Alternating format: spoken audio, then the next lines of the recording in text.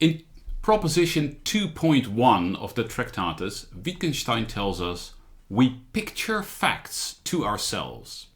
So here a new concept comes into the book, the concept of a picture, which is generally taken to be very important to Wittgenstein's story, to the point that people talk about Wittgenstein's picture theory of meaning. And so we had better understand what Wittgenstein means by that. Now, instead of sort of delving into the text immediately, I would like to start where Wittgenstein himself seems to have started, which is with a particular example. It's an example that he read about in a magazine that told him how a Paris courtroom judged traffic cases. Well, in order to judge a traffic case, right, in order to know what happened in an accident, you've got to have a sort of a grasp of what the actual situation in the traffic was like. And although verbal descriptions of that might be useful, what is even more useful is to set up a scale model. And so that is exactly what they did. So how do we set up a scale model? Well, we would, maybe take some cars and depict, like make a picture of the situation in reality. This scale model of the Paris courtroom became for Wittgenstein a sort of model of how language relates to reality. And thinking about the scale model, which is what I want to do with you first, thinking about that scale model, how a scale model pictures reality, and what you can change about a scale model while keeping intact its ability to picture reality, is going to allow us to understand, actually I think quite easily, almost everything that Wittgenstein will tell us here in the 2.1s and the 2.2s. So let's think about a scale model. Suppose I want to picture to you a particular traffic situation. What do I do?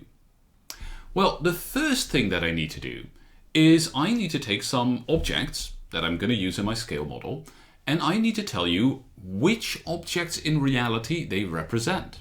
Right? I could say, well, here's a blue toy car, and it represents Mr. X's car. And here is a yellow toy car, and it represents Mr. Y's car.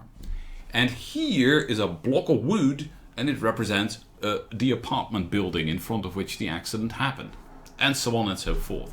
Right? That is the first thing I have to do. I have to make a relationship between the objects in the scale model and the things in reality. But that is not enough. I need to do something more. I need to tell you how, well, when I'm putting those objects together into a particular situation in my scale model, how that is supposed to represent a particular situation in reality. When using this scale model of a traffic accident, I'm probably going to make some very obvious choices, right? I'm probably going to say, well, if I put two objects in my scale model close together, that represents that these objects, or the objects that they represent, were close together in reality. So if I put the two toy cars close together, then the two real cars were close together. If I put the two toy cars far away from each other, then the two real cars were far away from each other. If I put the toy car in front of the building, or in front of the block of wood, then the real car was in front of the building, and so on and so forth. Right? That is probably going to be the way of picturing that I'm going to choose in the case of this toy model.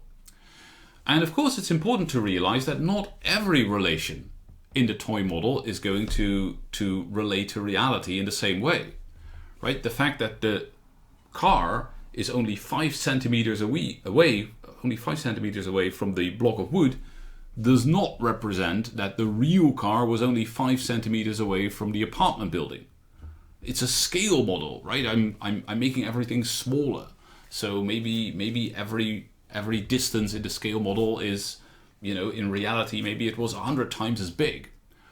Or maybe I don't really care about all the exact distances in reality, and so I say something like, there's only an approximate sort of relation between distances in the scale model and distances in reality. Don't take it too seriously. And certainly say, if somebody says, oh, but this is really weird, your blue toy car has doors that can't open, so how did Mr. X ever get into his car? Right? That person is misunderstanding how the scale model represents reality. the fact that the toy car doors can or can't open does not represent that the real car doors can or can't open. That's not how my picture is working. Okay, so this is what I need for a picture of reality, right? I need objects in the picture that are related to objects in reality, and I need particular relations in the picture that are related to particular relations in reality. And for Wittgenstein, this is going to be how language in general works, how picturing reality in general works. We have certain elements of the picture that correspond to elements of reality, and we have certain relations in the picture that correspond to certain relations in reality. Okay, so that is how the toy model might work in the courtroom, and now I want to think a little bit about what I can change about the toy model while keeping intact its ability to picture reality. And the answer is going to be that I can change a lot. So one thing that I can change is which object corresponds to which object in reality. Right? I can say, okay, well, instead of the blue car representing Mr. X's car, let's have the yellow car represent Mr. X's car. Right? That's fine. That doesn't make a difference. Even if Mr. X's real car is blue, I still don't have to choose the little blue toy car to represent it. I could represent it with the little yellow car. In fact, I could represent it with the block of wood, or with my left shoe, or with a croissant. I mean, as long as I'm clear about which object stands for what other object, I can use anything. Right? There's no rule that tells me that there needs to be a sort of visual resemblance or something like that. As long as I'm clear about which thing corresponds to which thing in reality, that's fine. And that's a good thing too, because in our language, the elements of our language don't look like the elements of reality very much at all. Right? The phrase tree doesn't look like a tree very much at all. And still, I can use it to refer to trees, to talk about trees. Okay, so that's one thing I can change. I can change how the objects in the picture relate to the objects in reality. Pretty arbitrary. As long as there are enough of them, right? As long as there are... What I can't do is I can't say, okay, I'm going to represent every car with this toy car. Right? I can't use one toy car to represent two cars, because then I can't make the scale model work. Okay, so there need to be enough objects. But then it doesn't really matter how you line them up. And something like that is true for the relations. I mean, of course, it is very convenient in a scale model to say that if two things are close together in the scale model, they're close together in reality. And if they're far away in the scale model, they're far away in reality. But I'm not forced to do that. Right? I could say, well, I'm going to represent things that are very far away from each other by putting them very close together. And I'm going to represent things that are very close together by putting them very far away from each other. Might work. I mean, pretty inconvenient, but I could use that to represent a traffic accident. In fact, I could do maybe even weirder things, right? I could say something like, well, I'm going to paint all the objects in my model, and two things are close together if they have more or less the same color. So if something is red and something is orange, then those things are closer to each other than another thing which is blue, no matter where I put them on the table.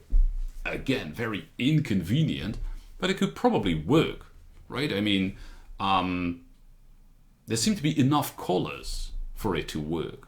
If you've ever done any sort of graphic design on a computer, these sort of two-dimensional color palettes. Well, you could represent points in two-dimensional space by picking these colors from this square of colors. Why not? Could do that. Not convenient, but you could do it. So the scale model or the picture doesn't have to look very much like reality at all, as long as there are enough elements in it to correspond to the elements of reality that you want to picture, as long as the relations that you're using give you enough freedom to picture what you want to picture in reality. I mean, that's also important. If I say, well, I'm going to picture this, very complicated, three-dimensional spatial situation by painting some things white and some things black. That's hard to see how that could work, right? I mean, black and white is not really enough options to represent something as complicated as a three-dimensional spatial situation. So you've got to have enough options, enough freedom in how you set up the picture to picture all the options in reality. But as long as you have that, you're fine. It's good to go. You can picture reality. And so when Wittgenstein talks about a picture, we should not think in terms of something like visual likeness at all. Right? What we should think of is something that has certain degrees of freedom. It has certain elements in certain relations, and it can be placed in other relations. And a story about how these elements relate to things in the world and how their relations relate to relations in the world. That is a picture. And by setting up the picture in different ways, we can picture different possible situations in reality. And so we can also wonder, what is the right picture? Right? If we look at the scale model, is it correct? Have we put the cars in the right places? Is it true? Right? As soon as we have this, as soon as we have this variation in the picture that corresponds to a variation in reality, we can wonder, well, what is the right picture? What is the true picture? And so we are very close to what we want in order to understand language. Because we want language to have this variation that allows us to describe the true situation, but also all the stuff that didn't happen. And so we want language to be the kind of thing where the question of truth and falsity comes up. Okay, so we picture facts to ourselves. That was 2.1. And you know, most of what follows should now, I think, be very comprehensible given the story that I've been telling you. A picture presents a situation in logical space, the existence and non-existence of states of affairs. A picture is a model of reality. Very literally, a model of reality. In a picture, objects have the elements of the picture corresponding to them.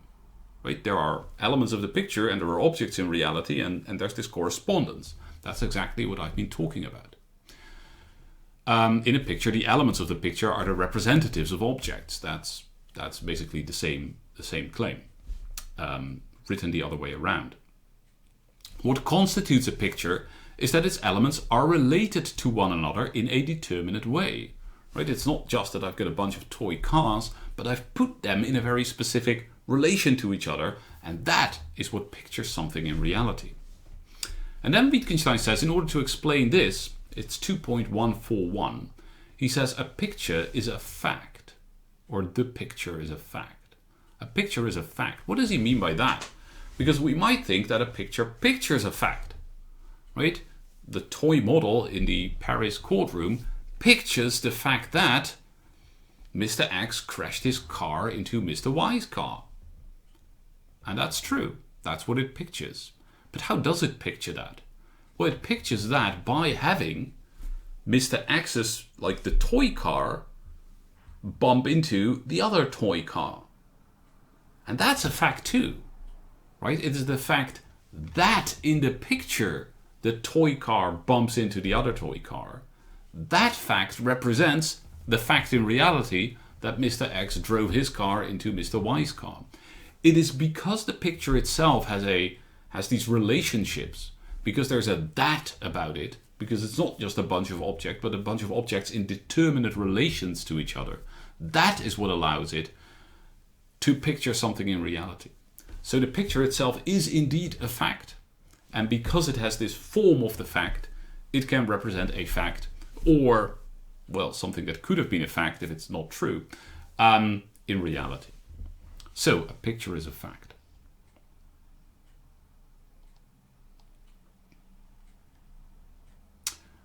So 2.1513. A picture conceived of in this way also includes the pictorial relationship which makes it into a picture. So Wittgenstein here is telling us, and this is quite important, that something is only a picture once we have made this relationship to reality. Right? Something is only a picture once we have established which elements correspond to which things in the world and how the relations in the picture correspond to the relations in the world. Otherwise, it's just a bunch of toy cars. Right? Something doesn't become a picture until we have made this relationship to reality until we have told how it is supposed to picture. These correlations are, so a picture conceived in this way also includes the pictorial relationship, which makes it into a picture. The pictorial relationship consists of the correlations of the picture's elements with things. These correlations are, as it were, the feelers of the picture's elements with which the picture touches reality. And there must be something identical in a picture and what it depicts to enable the one to be a picture of the other at all, right? And what it needs to have in common is that the degrees of freedom of the picture correspond to the degrees of freedom of reality, or some degrees of freedom of reality, right? The scale model can only picture reality because I can, set up the cars in different ways which correspond with different ways that the real cars related to each other. That is what allows it to picture reality. It has something in common, and what it has in common is a form. And Wittgenstein calls this, indeed, its pictorial form. What a picture must have in common with reality in order to be able to depict it correctly or incorrectly in the way that it does is its pictorial form. And now Wittgenstein is going to add something in 2.172 that is going to be incredibly important for him. He tells us a picture cannot, however, depict its pictorial form. It displays it. So what the scale model pictures is a traffic situation. What it doesn't picture, what it doesn't even make sense to think of it as picturing, is its relation. Its pictorial relation is how it relates to that pictorial situation. I need to understand the pictorial form. I need to understand how it relates to the situation in order to recognize it as a picture at all. Okay, well that's sort of obvious, but this is going to turn out to be immensely important for Wittgenstein, because he's going to tell us, well, what this means is that language, which pictures reality, can never picture the way that it pictures reality. And so when we try to explain how language relates to reality, we are trying to do something that's impossible, because we're trying to get language to represent its own way of representation. And that is precisely what it can never do. So I'm just putting this out here now, in the same way that Wittgenstein sort of briefly mentions this and then, goes on to do something else. But this is going to become very, very important later on in the text. Okay, so there are maybe different kinds of pictorial form, but Wittgenstein tells us that there's one kind of pictorial form that every picture must have. This is 2.18. What any picture of whatever form must have in common with reality in order to be able to depict it correctly or incorrectly in any way at all is logical form. That is the form of reality. Logical form, the form of reality. All pictures are going to have logical form. And so in order to understand the general relation of picturing reality, we're going to have to do logic. That is what logic is about. But as we've just seen, this necessarily means that it's impossible to make a picture of pictorial form. Right? We can't make a picture of the way that pictures in general relate to reality. And that is going to be very important for how Wittgenstein understands logic. Right? It's going to lead, already here we see it, it's going to lead later on in the Tractatus to the claim that logic, there are no truths of logic that can be expressed. We can't really talk about logic. There's no content of logic that could be expressed in any way. Okay, we will get back to that later. Now the only thing I want to do about the final propositions 2 is just read out the very last ones of them, 2.223 and later on, where Wittgenstein tells us that in order to tell whether a picture is true or false, we must compare it with reality. It is impossible to tell from the picture alone whether it is true or false. There are no pictures that are true a priori. Right, and here a priori means before sensation, right? Before having to sort of look at the world. all pictures are true only, can be known to be true only when we compare them with the world. Why? Well, because pictures have these degrees of freedom, right? Something can only be a picture if it has different options that correspond to different options in reality. And so by looking at a picture, we don't know whether this option, like the option that is picked, that is shown here, is the real one, is the one that is out there in the world, or whether one of these other possible states of affairs is the real one in the world. And so we can never know whether a picture is true a priori. But because Wittgenstein is going to tell us later that, this pictorial representation is the nature of language, it turns out that nothing in language can be known a priori. There are no a priori truths. And that means that logic and philosophy are in trouble. Okay, again, this is something that Wittgenstein sort of indicates here, but that is going to become very important later on. That concludes what I wanted to say about the twos, so I hope to see you next time when we will start with proposition 3.